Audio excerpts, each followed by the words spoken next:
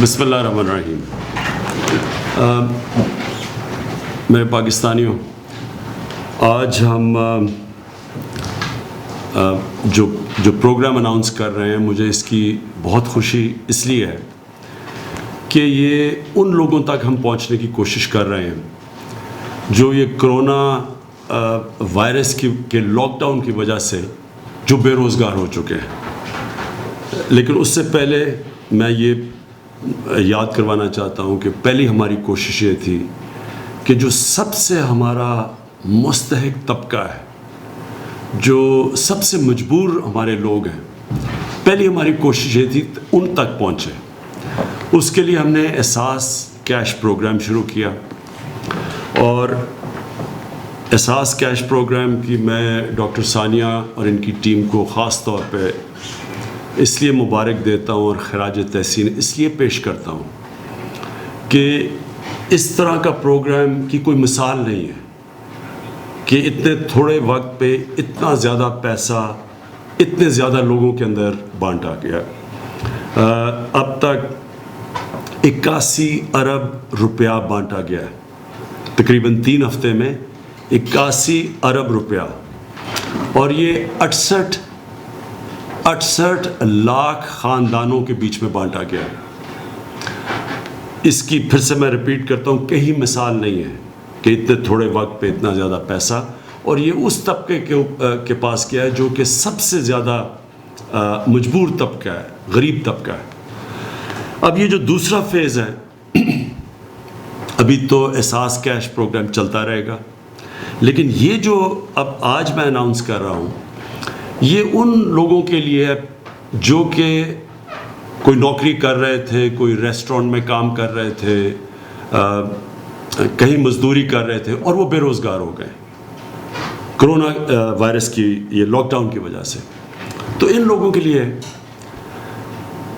جو بھی بے روزگار ہے، ہم آج آپ کے سامنے ایک ویب سائٹ کا ایڈریس دے رہے ہیں، اناؤنس کر رہے ہیں ایک ویب سائٹ.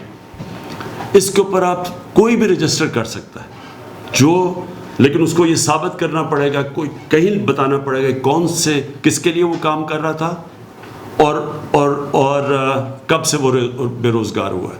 صرف یہ ہے، اسے بتانا پڑے گا اس ویب سائٹ کے اوپر. اور ان کو جس طرح ہم نے یہ احساس کیش پروگرام کے ذریعے لوگوں کو پیسے پہنچائے ہیں، اسی سسٹم کے تحت ہم آپ کو بھی پیسے پہنچائیں گے.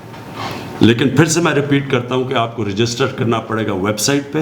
اس کا ایڈریس آپ کے سامنے آئے گا، ابھی ڈاکٹر ثانیہ وہ آپ کے سامنے وہ بتا دیں گے ایڈریس. اس کے اوپر آپ رجسٹر کریں گے. ہمیں یہ بھی احساس ہے کہ ہر کسی کو ویب سائٹ کے اوپر اپنا نام اندراج کرنا نہیں آئے گا، تو اس کے لیے میں ریکویسٹ کروں گا، کوئی اسٹوڈنٹس ہوں، کوئی گھر میں لوگ ہوں جن کو اندراج کروانا تھا، وہ کر سکتے ہیں. میں اپنی ٹائیگر فورس جو کہ ہماری اس وقت 10 لاکھ سے زیادہ ہے، ان کو بھی میں کہوں گا کہ ہر یونین کونسل کے اندر آپ بھی اس طرح کے مستحق لوگوں کو جو بے روزگار ہوئے ہیں، آپ ان تک پہنچیں اور آپ بھی اندراج کروائیں ان کا جو بھی ان کا جو آئی ڈی کارڈ اور جو ریکوائرمنٹس ہے.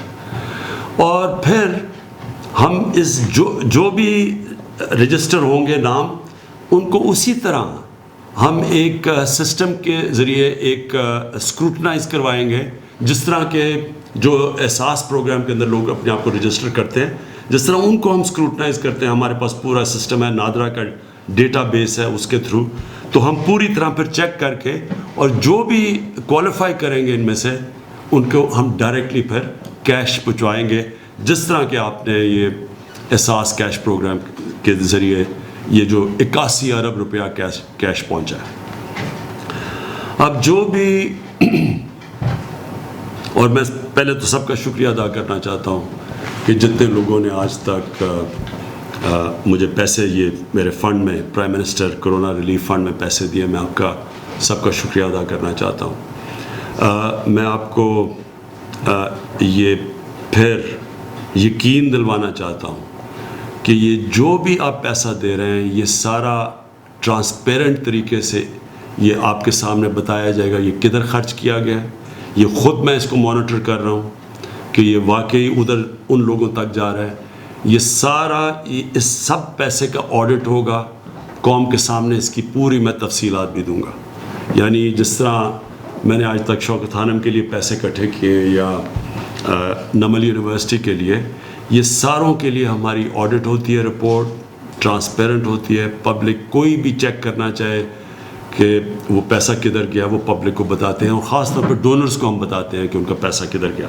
تو اسی طرح یہ ایک بڑا ٹرانسپیرنٹ قسم کا سسٹم ہم لے کے آئے ہیں. آپ کو جو بھی آپ کا پیسہ آئے گا, پہلے تو آپ کو یہ یقین دلاتا ہوں کہ یہ ایک ٹرانسپیرنٹ طریقے سے لوگوں تک دیا جائے گا, اور اس کی پھر پوری آڈٹ ہوگی. دوسری چیز اس پروگرام کی جو خاص بات ہے وہ یہ کہ جو بھی آپ پیسہ دیں گے اس فنڈ کے اندر, اس کا 4 گنا پیسہ اس سے زیادہ گورنمنٹ دے گی اس فنڈ کو. یعنی کہ 1 روپے اگر آپ دیں گے تو 4 روپے گورنمنٹ دے گی اس فنڈ کے اندر, جو کہ یہ جائے گا ان لوگوں کو جو بے روزگار ہوئے ہیں. اس کا مقصد کیا ہے کہ ہم زیادہ سے زیادہ لوگوں تک پہنچ سکیں, کیونکہ ہمیں پتہ ہے کہ بہت زیادہ لوگ متاثر ہوئے ہیں یہ لاک ڈاؤن کی وجہ سے. تو یہ جو اس فنڈ کا مقصد ہی یہ ہے کہ ہم زیادہ سے زیادہ لوگوں تک پہنچ سکیں. اور پھر یہ بھی میں آپ سب کو سمجھانا چاہتا ہوں کہ ہم جو بھی کر لیں, جتنے زیادہ لوگ متاثر ہوئے ہیں, مجھے افسوس سے کہنا پڑتا ہے کہ ہم وہاں تک نہیں پہنچ سکیں گے. کوئی بھی ملک کے لیے مشکل ہے آج تک. امیر ملک بھی آج کل کے کرونا کے لاک ڈاؤن کے جو اثرات ہیں ان کی وجہ سے وہ بھی سمجھتے ہیں کہ وہ ہر انسان تک نہیں پہنچ سکتے جو متاثر ہوا ہے. لہٰذا ساری دنیا کے اندر اب کوشش ہے کہ کاروبار شروع ہو. امیر ملک بھی اب کاروبار اپنا شروع کر رہے ہیں. نیو یارک جیسی جگہ جدھر ہزار لوگ دن میں مرتے رہے ہیں, جدھر میرے خیال میں کوئی 20,000 سے زیادہ لوگ مر چکے ہیں, انہوں نے بھی فیصلہ کیا ہے کہ انہوں نے کنسٹرکشن اپنی انڈسٹری کھول لی ہے. تو وہ کیوں کر رہے ہیں؟ کیونکہ وہ بھی یہ سمجھتے ہیں کہ یہ زیادہ دیر تک لاک ڈاؤن کوئی بھی نہیں رکھ سکتا, کیونکہ اس کے دوسرے اتنے منفی اثرات معاشیت کے اوپر اتنے زیادہ ہیں کہ وہ امیر سے امیر کی بھی گورنمنٹ لوگوں کا دھیان نہیں رکھ سکتی. تو لہٰذا ہم نے ایک تو پوری کوشش کی ہے کہ کنسٹرکشن کے اندر وہ ہم انسینٹیوز دیں اپنی کنسٹرکشن سیکٹر کو, جو کبھی بھی پاکستان کی تاریخ میں اس سیکٹر کو نہیں ملے. ہر قسم کی ہم ان کی مدد کر رہے ہیں, کیونکہ جتنی زیادہ کنسٹرکشن انڈسٹری چلے گی اتنے زیادہ لوگوں کو روزگار ملے گا. خاص طور پہ جو دہاڑی دار ہے وہ سارے لوگوں کو موقع ملے گا روزگار کا. تو اس لیے کنسٹرکشن انڈسٹری کو ہم پوری طرح کھول رہے ہیں, اور انشاءاللہ پورے ان کو انسینٹیوز بھی دے رہے ہیں. میں ریپیٹ کرتا ہوں, کبھی پاکستان کی تاریخ میں کنسٹرکشن انڈسٹری کو اس طرح کے انسینٹیوز نہیں ملے جو اب ملے. اس کے بعد ہم نے پوری کوشش کی ہے کہ لوگوں کے اوپر کم سے کم بوجھ ان مشکل دنوں میں پڑے. تو میں آپ کو یہ بتانا چاہتا ہوں کہ جو ہم نے پٹرول اور ڈیزل اور یہ کیروسین آئل کی جو ہم نے قیمتیں کم کی ہیں, یہ اس وقت ہم سارے بر صغیر کے اندر سب سے کم پٹرول اور ڈیزل کی قیمت پاکستان میں ہے. میں صرف آپ کو یہ بتانا چاہتا ہوں کہ ہم نے 1 مہینے کے اندر 30 روپے ہم نے پیٹرول کی قیمت کم کی ہے. پہلے ہم نے 15 روپے کم کی تھی, اب پھر ہم نے 15 روپے پیٹرول کی قیمت کم کی ہے. تو 1 مہینے میں 30 روپے صرف پیٹرول کی قیمت کم کی ہے. ڈیزل کی قیمت پہلے ہم نے 15 روپے کم کی تھی, اب 27 روپے ہم نے کم کی ہے. تو پوری 42 روپے ڈیزل کی قیمت کم کی ہے. یاد رکھیں کہ ڈیزل وہ فیول ہے جو استعمال کرتے ہیں, جو ہمارے یہ کسان اب کٹائی کا وقت ہے, گندم کی کٹائی کا, تو کسان بھی اس کو استعمال کرتے ہیں, ٹرانسپورٹ میں یہ استعمال ہوتے ہیں. اس کا اثر ساری جگہ پہ جاتا ہے. تو جب 42 روپے ڈیزل کی قیمت کم ہوئی ہے, تو میں آج سارے چیف سیکرٹریز کو میسج پہنچائی ہے کہ آپ اب اس کا فائدہ اٹھاتے ہوئے باقی لوگوں کو بھی کہیں, جو بھی کام مثلا فلاور ملز ہیں جو بھی ڈیزل کو استعمال کرتی ہیں, سب کی اب ذمہ داری ہے کہ وہ بھی اپنی قیمتیں کم کریں, کیونکہ جب قیمتیں اوپر جاتی ہیں تو ساری قیمتیں بڑھا دیتے ہیں. اب اگر 42 روپے ڈیزل کی قیمت کم ہوئی ہے تو اس کا مطلب ساری چیزوں کی اب قیمتوں کو نیچے آنا چاہیے اور عام لوگوں کی آسانی ہونی چاہیے. کیروسین آئل ایک مہینے میں ہم نے پہلے 15 روپے کم کیا, اب 30 روپے کم کیا, تو ایک مہینے میں 45 روپے ہم نے لیٹر کیروسین آئل کی قیمت کم کی ہے. تو اب اگر آپ دیکھیں کہ پاکستان کا مقابلہ جو صرف اس میں پیٹرول میں ہے, پاکستان کا 1 لیٹر پیٹرول 81 روپے کا ہے, ہندوستان کا 153 روپے کا لیٹر ہے, بنگلہ دیش کا 170 روپے لیٹر ہے.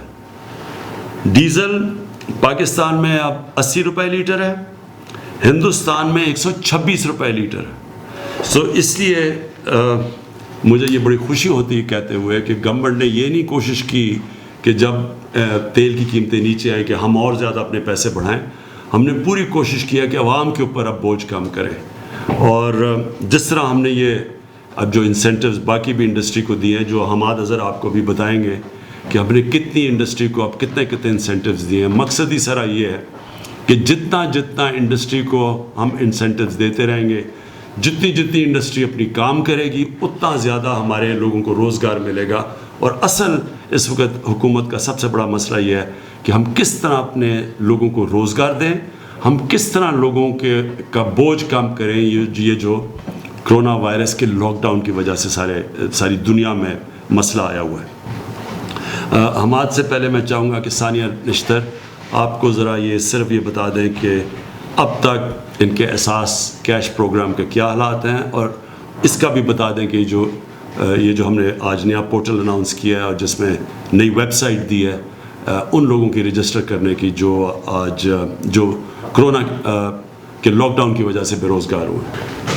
اب آخر میں میرے پاکستانیوں دیکھیں, سب سے پہلے جو آج جس کی مین وجہ جو اس میڈیا ٹاک کی وہ یہ کہ جو کرونا کی وجہ سے جو لاک ڈاؤن ہوا, اس کی وجہ سے جو لوگ بے روزگار ہوئے, اس کا ایک آج ویب سائٹ اناؤنس کی ہے.